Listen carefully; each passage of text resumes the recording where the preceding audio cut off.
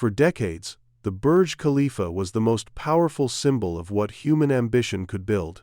A tower so tall it pierced the clouds. A structure so extreme that engineers had to invent new rules just to make it stand. When it opened in 2010, the world stopped and stared. It was not just a building, it was a statement. Dubai was telling the world, "We are the future," but something has changed. Today, if you look past the marketing, past the fireworks on New Year's Eve, past the drone footage that floods your social media feed, you start to see a different picture. Office floors sitting empty, residential units with no tenants, a tower that was built to house a new kind of global elite and is now struggling to fill itself. If you want to understand what is really happening to the world's most famous skyscraper, stay with us. We track the cracks the brochures were never designed to show you. Subscribe, because this is the kind of investigation that changes how you see these cities forever.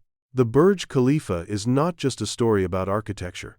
It is a story about what happens when a city bets everything on an idea, and then the idea starts to cost more than anyone planned. Let's start not with the fall, but with what made this tower feel inevitable. In the early 2000s, Dubai was doing something that had never been done at this scale in modern history.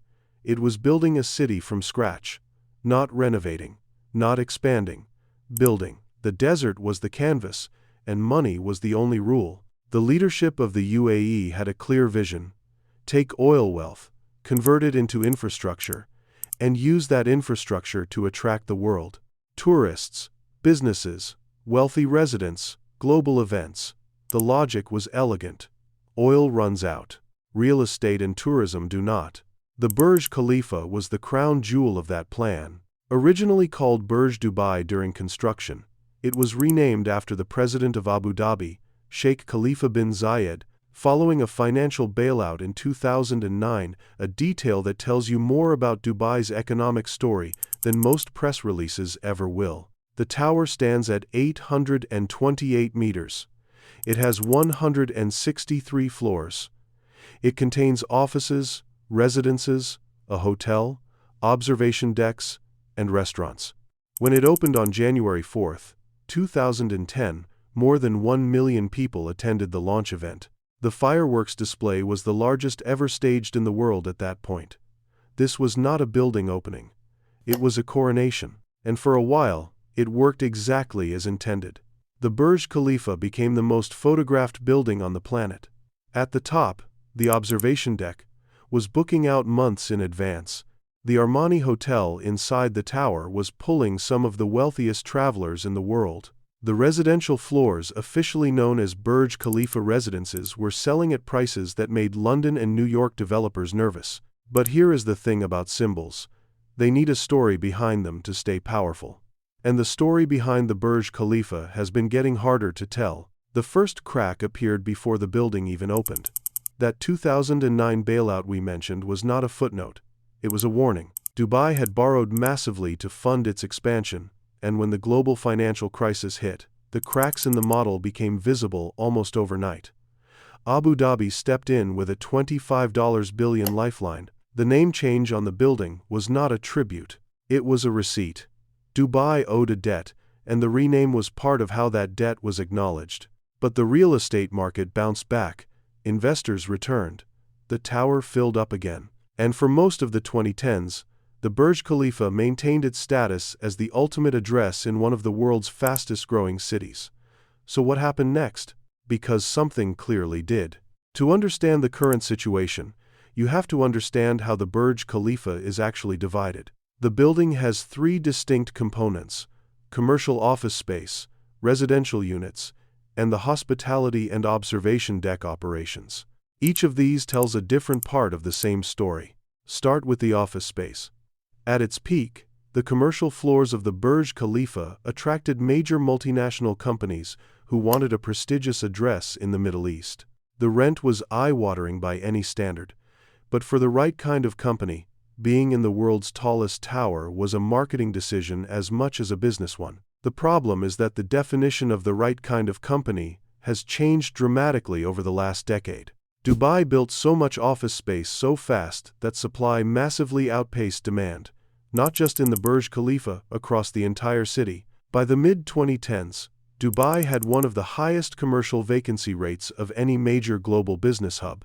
And the Burj Khalifa, despite its iconic status, was not immune. Companies were discovering that being in the tallest tower in the world looked impressive in a press release but came with premium costs that simply did not justify themselves when cheaper, newer, more practical alternatives were available just 20 minutes away in Business Bay or DIFC. By the early 2020s, independent reports and real estate analysts were estimating commercial occupancy in the Burj Khalifa at somewhere between 50 and 60%, in a city with a $40+ billion tourism and hospitality sector. The world's most famous building was sitting half empty during business hours. But wait, because the residential story is where it gets even more complicated. The Burj Khalifa residences were marketed from the beginning as the most exclusive address in Dubai. The apartments range from studio units to massive penthouses, and when they first launched, demand was extraordinary. Buyers came from Europe, from Russia, from India, from East Asia. For a certain kind of wealthy global citizen in the 2000s, owning a unit in the Burj Khalifa was the equivalent of owning a piece of history. The prices reflected that, and then they kept rising. And then they kept rising some more. What happened to demand? It split. On one side, the ultra-wealthy, the buyers who could genuinely afford the tower's top-tier units, were increasingly finding alternatives that offered more privacy, more space, and more lifestyle amenities for similar or lower prices. Palm Jumeirah villas, private compounds in Emirates Hills, new ultra-luxury developments in Dubai Hills. The Burj Khalifa offered prestige, but prestige alone, it turns out, does not fill a building. On the other side, the aspirational buyers, professionals and entrepreneurs, who stretched their finances to get a foothold in the tower, were now feeling the full weight of Dubai's rising cost of living. Service charges, maintenance fees, community charges, on top of some of the highest residential rents in the city. The math was getting harder and harder to justify, especially as other parts of Dubai were offering genuine luxury at a fraction of the price. The result? A growing number of units sitting empty or cycling through short-term rental platforms. Not occupied, not invested in, just parked. Assets on a spreadsheet, not homes in a living city. Now here is where this story connects to something much bigger, because the Burj Khalifa is not just a building, it is a mirror. What you see in the Burj Khalifa today, you see across Dubai's premium real estate sector.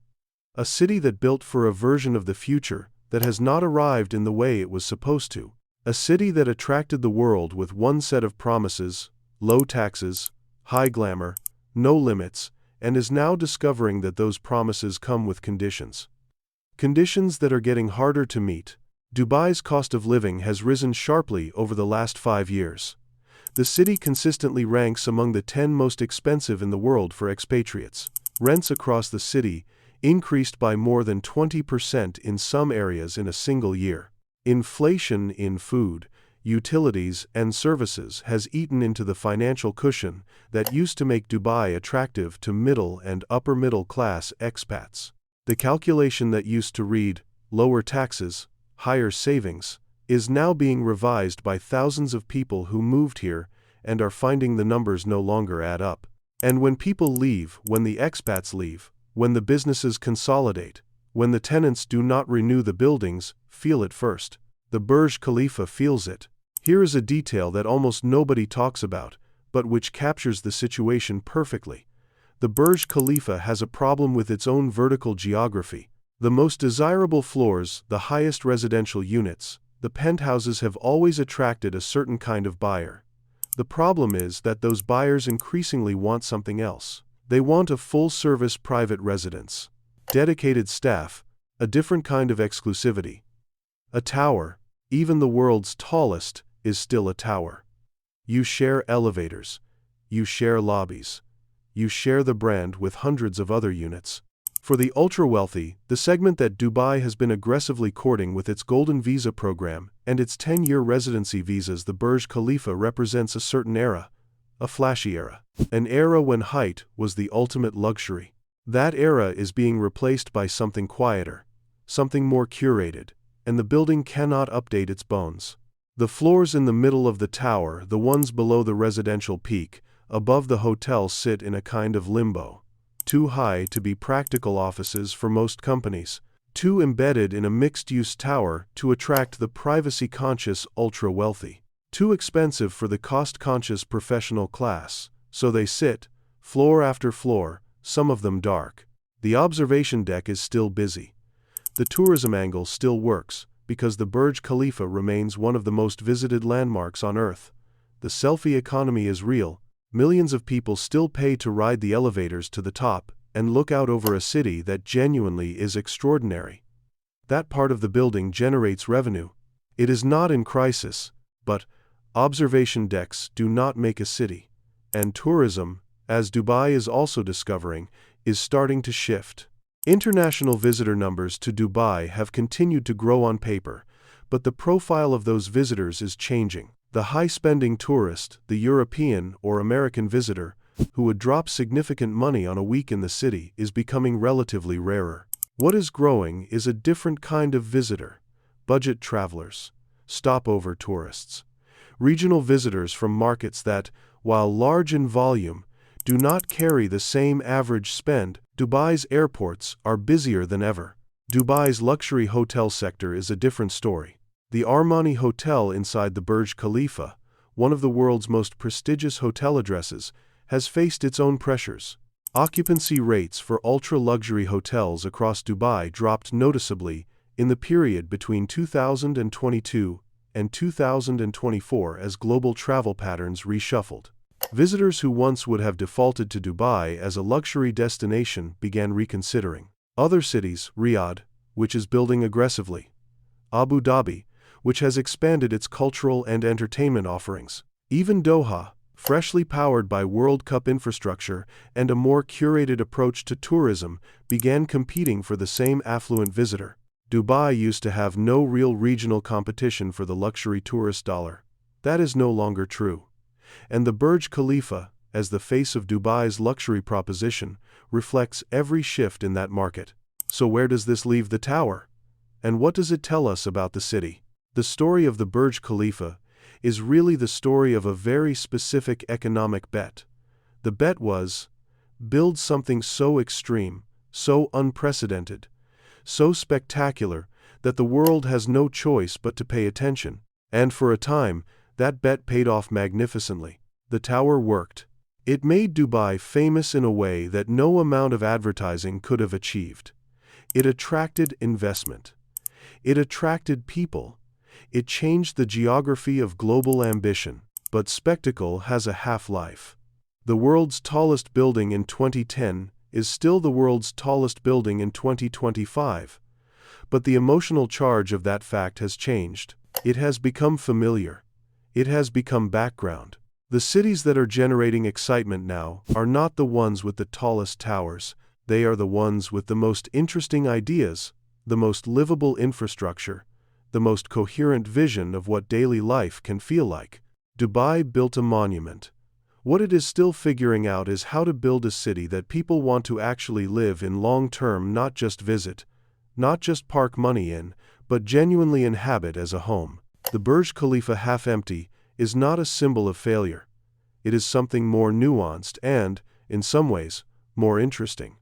It is a symbol of transition. Dubai is at a crossroads between what it was designed to be, a city of spectacle, of superlatives, of tallest and biggest and most expensive, and what it needs to become to survive the next 30 years. A city with livable costs. A city with economic depth beyond construction and tourism. A city that can retain people not because there is no tax, but because there is genuine quality of life. The Burj Khalifa's empty floors are waiting for that city to arrive. Whether Dubai gets there in time is the real question, because right now, for the first time in the tower's short history, the building that was supposed to prove that anything is possible is proving something slightly different. That even the most extraordinary things need substance beneath the spectacle to stay standing. Not just in steel and concrete, but in the economy, the culture, and the daily lives of the people who are supposed to call it home. That is what is changing in Dubai. And the Burj Khalifa, floor by empty floor, is the most visible proof of it. If you want to keep tracking what is really happening in cities like this one, the shifts that the tourism boards do not advertise, the numbers that the press releases skip over, subscribe. We are not done with this story. And neither is